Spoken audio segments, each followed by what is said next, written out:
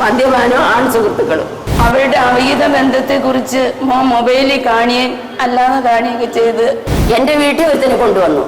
അപ്പൊ അവളുടെ വീട്ടിൽ എത്ര എണ്ണത്തിന് കൊണ്ടുവന്നു അത് മോൻ കണ്ടു കാണും. ബിവറേജിലിരുന്ന് കുടിക്കുന്നു, ലോഡ്ജിലിരുന്ന് കുടിക്കുന്നു, ഇനി കാറിനകത്തിരിക്കുന്നു കുടിക്കുന്നുണ്ട്. എന്നെ പിടിച്ച് എറിയുകയൊക്കെ ചെയ്തവള് മദ്യപിച്ചിട്ട്. എന്റെ വീട്ടിലും ബിവറേജിലും ഒക്കെ കുടിക്കുന്ന ഫോട്ടോയാ ഇതല്ല. ഇതെന്റെ വീട്ടിൽ ഇരുന്ന് കുടിക്കുന്നു, ഇത് ബിവറേജിൽ ഇരുന്ന് കുടിക്കുന്നില്ല, അത് ലോഡ്ജിലിരുന്ന് കുടിക്കുന്നു. ആൺസുഹൃത്തിലുള്ള ബന്ധത്തിൽ സുഹൃത്തുക്കൾ ഒരുപാടുണ്ടായി. ഉണ്ട്. അതിനു മുമ്പ് ഇവിടെ അടുത്തുള്ള ഒരു പയ്യനുമായിട്ട് ആയിരുന്നു. ഓ അത് ശരി. കള്ളു കുടിക്കുന്ന ഫോട്ടോ എവിടെ അത് ഇങ്ങനെ നടക്കുന്നേ? എവിടെ ഉണ്ട് സാറേ ഇങ്ങനെ? എന്റെ വീട്ടിൽ വെച്ച് കുടിച്ചതാ ഒന്ന് ഇത് കാണുന്നേ. എന്റെ അലമാരിയായത്. അത് കഴിഞ്ഞിട്ട് ബിവറേജിലിരുന്ന് കുടിക്കുന്നു, ലോഡ്ജിലിരുന്ന് കുടിക്കുന്നു, ഇനി കാറിനകത്തിരിക്കുന്നു കുടിക്കുന്നുണ്ട്. അതെന്ത് ചെയ്യുന്നു കാണുന്നില്ല. സ്ത്രീധന പീഡനമെന്നും പറഞ്ഞ് എന്റെ മോനെ കള്ളക്കേസിൽ കുഴിക്കാന്ന് ഈ ചേരി ചെയ്ത് എന്റെ കുഞ്ഞിനെ കൊന്നു കൊണ്ടുവച്ചത്. മൂത്രമൊഴിക്കുമ്പോ രക്തമായിരുന്നു എന്റെ കുഞ്ഞൊഴിക്കുന്നത്. മൂത്രത്തിനുമാര് രക്തമായിരുന്നു ഒഴിക്കുന്നത്.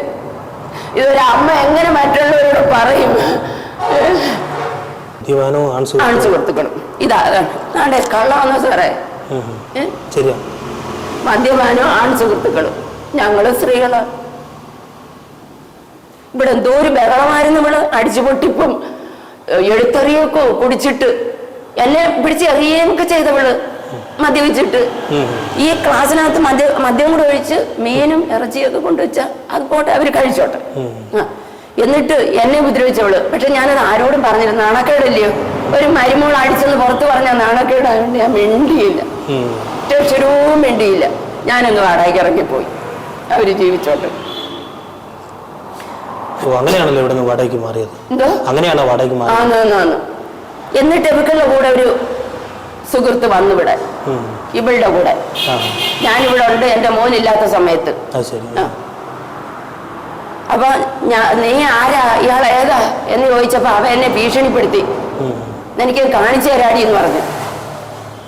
ഇതായിരുന്നു ഇവരുടെ പരിപാടി. അപ്പൊ അവിടെ ഇത് തന്നെ നടന്നേ. എന്റെ വീട്ടിൽ ഒരുത്തിനെ കൊണ്ടുവന്നു. അപ്പൊ അവളുടെ വീട്ടിൽ എത്ര എണ്ണത്തിന് കൊണ്ടുവന്നു അത് മോൻ കണ്ടു കാണും. എന്റെ അടുത്ത് പറഞ്ഞു അവരുടെ വഴിവിട്ട ബന്ധത്തെ കുറിച്ച് ഞാൻ അറിഞ്ഞ് ചോദിച്ചതാ മമ്മി കാരണം എന്ന് പറഞ്ഞു. അതിനായി എന്നെ ഇങ്ങനെ ചെയ്തെന്ന് പറഞ്ഞു. അവളുടെ അവിഹിത ബന്ധത്തെ കുറിച്ച് സംസാരിച്ച് ഒരു വഴക്കുണ്ടായി. 10-ാം തീയതി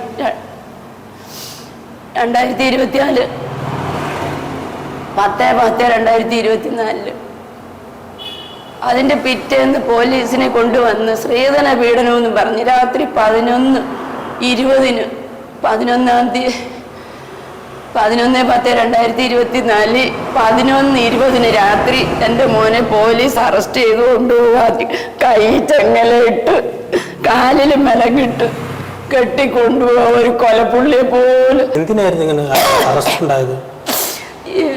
അവരുടെ അവിഹിത ബന്ധത്തെ കുറിച്ച് മോൻ മൊബൈലിൽ കാണുകയും അല്ലാതെ കാണുകയൊക്കെ ചെയ്ത് പേരയും പഞ്ചായത്ത് പ്രസിഡന്റ് അവരുടെ ആൺസുഹൃത്തിൽ ഒരാളാ. അയാളിൽ നിന്ന് കണ്ട കാര്യങ്ങളെ പറ്റി ചോദിച്ച് വഴക്കായതാ. അങ്ങനെ എന്റെ കുഞ്ഞിനെ 11-ാം തീയതി അറസ്റ്റ് ചെയ്ത് കൊണ്ടുപോവുക. പോലീസ് സ്റ്റേഷനിൽ കൊണ്ടിട്ട് സെല്ലിയിട്ട് പൂട്ടിയിട്ടിട്ട് ഇവര് മെഡിക്കൽ എടുക്കാൻ കൊണ്ടുപോയെന്ന് താലൂക്ക് ഹോസ്പിറ്റലിൽ പോലീസുകാർ കൊണ്ടുപോകുമ്പോ എന്റെ പൊന്നുമോന്റെ ഇവിടെ തലയില് മുറിവുണ്ട്, കൈ മുറിവുണ്ട്, ഇവിടെ ഇങ്ങനെ ഇടിച്ച് മോന്തയ്ക്ക് ഇടിച്ച് പാടും മുറിവുണ്ടെന്ന്. അത് പോസ്റ്റ്മോർട്ടം ഇതിനകത്ത് എഴുതിയിട്ടുണ്ട്, മെഡിക്കലിനകത്ത് എഴുതിയിട്ടുണ്ട്. അത് കഴിഞ്ഞ് കുഞ്ഞിനെ കൊണ്ടുവന്ന് ബെല്ലോ പോലീസ് സ്റ്റേഷനിൽ കൊണ്ടുവന്ന് ബെല്ലോ ഫാംസ് എന്ന റൂമിൽ ഇട്ട് തുരുതുരെ അടിച്ചു കളഞ്ഞേ എന്നെ കുഞ്ഞിനെ. അയ്യോ, എന്തോ ഭാര്യ കേസ് കൊടുത്തത്, ഭാര്യയുടെ അമ്മയോ നിയമപരമായി കല്യാണം കഴിഞ്ഞതാണ്, രജിസ്റ്റർ മാരേജ് ചെയ്തെന്ന് പറയുന്നു. ഞങ്ങൾ അറിഞ്ഞിട്ടില്ല. എന്നിട്ട് CI അനിൽകുമാർ, ഇടിയം പ്രദീപ് എന്നറിയപ്പെടുന്ന പ്രദീപ് SI ശ്യാമകുമാരി, ഇവര് 3 പേരും കൂടെ എന്റെ കുഞ്ഞിനെ ഇടിച്ച് പതുക്കി കളഞ്ഞു. ബെല്ലോ ഫാംസ് റൂമിൽ CCTV ഇല്ല. വിലങ്ങിട്ട് മേലോട്ട് കെട്ടിയിട്ടിട്ടുണ്ട് കുഞ്ഞിന്. അടയാളമുണ്ട് ഫോട്ടോയിലുണ്ട്. ഇടിച്ച പാട് മൊത്തവും ഉണ്ട്. ഈ പുറവശത്ത് തോക്കിന്റെ ചെവിട് വെച്ച് 7-ന് 2-നും എന്റെ കുഞ്ഞിന്റെ ഇടിച്ച് പാതിക്ക് കളഞ്ഞ നാവിപ്പാട്ടിന് ബൂട്ടിട്ട് ചവിട്ടി ആ ശ്യാമ എന്ന് പറയുന്ന SI ശ്യാമകുമാരി. എന്നിട്ട് ഇടിയം പ്രദീപ് എന്ന് പറയുന്ന SI പ്രദീപ് പറയാ, ഇനി നീ പട്ടാളത്തിന്റെ ബെൽറ്റ് കെട്ടത്തില്ലടാ എന്ന് പറഞ്ഞു. അങ്ങനെ എന്റെ കുഞ്ഞിനെ അടിക്കുന്നതും. അയ്യോ, CI അനിൽകുമാറും എന്റെ കുഞ്ഞിന്റെ തലമണ്ടയ്ക്കൊക്കെ അടിച്ചത്, തലയ്ക്കും നെഞ്ചത്തും കരളതാ ഇവിടെ അല്ല. എന്നിട്ട് ഇത്രയും കട്ടിയുള്ള വലിയ വെയിറ്റുള്ള ഒരു സാധനം ടവലിനകത്ത് പൊതിഞ്ഞ് കെട്ടി എന്റെ കുഞ്ഞിന്റെ ഈ 7-നും പുറത്ത് നെഞ്ചത്തും ഒക്കെ വെച്ച് ഇടിച്ച ആ അടയാളം ഈ കൈയുടെ പാടിൽ ഇപ്പോഴും ഫോട്ടോയിലുണ്ട് കുഞ്ഞിന്റെ. അയ്യോ, അവിടുന്ന് എന്റെ കുഞ്ഞിനെ അവശനാക്കിയ പിറ്റേന്ന് 9-10 മണിയോടുകൂടി ജയിലിലാക്കി, കോടതിയിലാക്കിയിട്ട് ജയിലിലാക്കി എന്റെ കുഞ്ഞിനെ. അവിടുന്ന് 19-ാം തീയതി, ആ മാസം 19-ാം തീയതി ജാമ്യത്തിൽ ഇറങ്ങിയെന്ന് പറഞ്ഞറിവാ. ഞങ്ങളെ അറിയിച്ചില്ലേ എന്റെ കുഞ്ഞിനെ അറസ്റ്റ് ചെയ്തതും പോലീസ് സ്റ്റേഷനിൽ പിടിച്ചിട്ടതും ജയിലിലിട്ടതും എന്നെ അറിയിച്ചില്ലേ? ഒരു പെറ്റതള്ള എന്നെ അറിയിച്ചില്ല.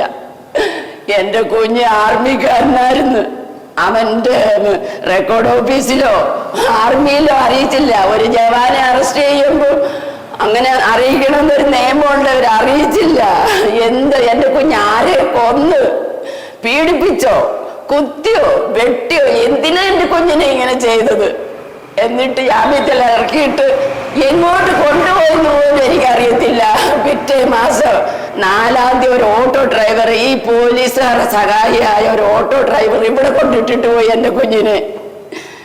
7-ാം തീയതി ഞാൻ വന്ന് കാണുന്ന അന്നേരാ ഞാൻ അറിയുന്നു അവശനായി ഇവിടെ കിടക്കുന്നു. എന്റെ പൊന്നുമോന് എന്തോ മോനെ ചോദിച്ചപ്പോഴാ പറയുന്നത്, മമ്മി ഇങ്ങനെയൊക്കെ എന്നെ ചെയ്തെന്ന്. പിന്നെ എന്റെ കുഞ്ഞിനൊന്നും വയ്യ, നിക്കറിടാൻ വയ്യ, പാൻറിടാൻ വയ്യ, ബെൽറ്റ് കെട്ടാൻ വയ്യ. അയ്യോ, ഞാൻ പിന്നെ ആശുപത്രി മൊത്തം കൊണ്ടിടുന്ന എന്റെ കുഞ്ഞിന് കൈ പൊട്ടലുണ്ടായിരുന്നു, അതെല്ലാം എഴുതി തന്നിട്ടുണ്ട്. നട്ടലിന് ഇടിച്ച് നീര് വന്ന, അത് മുഴ വന്നത് കൊല്ലത്ത് മെഡിസിറ്റി കൊണ്ടുപോയി അഡ്മിറ്റ് ചെയ്ത് ഓപ്പറേഷൻ ചെയ്ത് അത് ഡിസംബർ 13-ാം തീയതി കൊണ്ടുപോയി 20-ാം തീയതി ഡിസ്ചാർജ് ആയി വന്ന്. അതിന് മുമ്പ് LMS എല്ലാം കൊണ്ടുപോയി, എന്നെ താലൂക്ക് ആശുപത്രി കൊണ്ടുപോയി ഞാൻ എൻ്റെ കുഞ്ഞിനെ. അങ്ങനെ ഡിസംബർ 20-ാം തീയതി ഡിസ്ചാർജ് ആയി വന്ന് 27-ാം തീയതി എൻ്റെ മോന് എന്നെ വിട്ടുപോയേ. എൻ്റെ മോനോ എന്നെ വിട്ടുപോയി.